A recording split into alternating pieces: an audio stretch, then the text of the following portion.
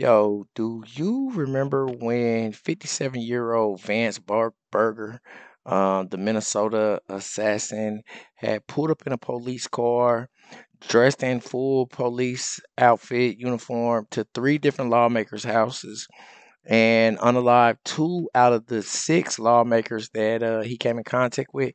And then he got caught with a list of 72 other different Democratic lawmakers names and addresses that he had planned to make house calls to.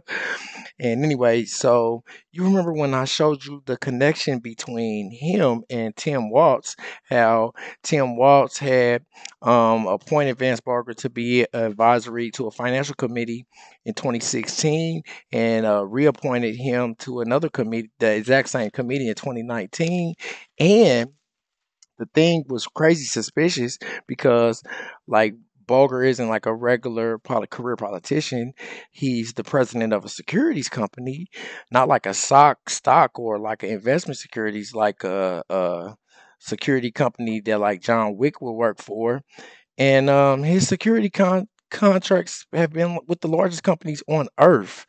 All over the world, oil companies, mining companies in Congo, and yeah, and his wife even was an intern for Tim Watts. So these are the connections. Anyway, so these assassinations were literally politically motivated, and Governor Tim Walz, who ran against Trumpito, vice president with Camilla in the last ticket, says that these claims are they're just some sort of the connection is just circumstantial. It's completely coincidental, but both me and Trumpito do not believe in coincidences. My name is Marcus Russell. This is the Marcus Russell Show.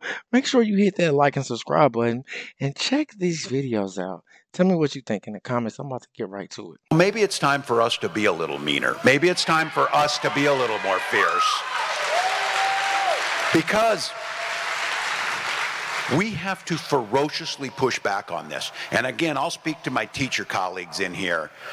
The thing that bothers a teacher more than anything is to watch a bully, to watch this bully and to stop it. And when it's a child, you talk to them and you tell them why bullying's wrong. But when it's adult like Donald Trump, you bully the out of him back. Damn it, we should be able to have some fun and be joyful. 57-year-old Vance Bolter, suspected of assassinating one Minnesota lawmaker and nearly killing another, was found overnight by police. He is said to have willingly turned himself over to officers after being found in a field. Bolter exploited the trust our uniforms are meant to represent. That betrayal is deeply disturbing to those of us who wear the badge with honor and responsibility. When this sort of evil is in one of our communities, that law enforcement comes together to put all of their resources together to make sure that that person is taken into custody. Former federal prosecutor and Holtzman Vogel partner Jonathan Fahey joins me now. Jonathan, your reaction to the suspect's arrest? Well, it's great news that he was arrested. I just saw it this morning, and it really does show probably strong coordination with both, state, federal, local law enforcement, and they did a great job catching this guy. But I think on that earlier clip you're showing, he really is, when they say the face of evil, there's nothing better to describe what this person did other than just pure evil, to go to someone's home, kill them, just for not that there would ever be a justification, but to just show up at their door, murder them in cold blood, just truly horrific, not only for them, but the entire community around them. So great news that he was caught. Great work by law enforcement there. Yeah, and the suspected motive is that he was targeting people who support abortion rights.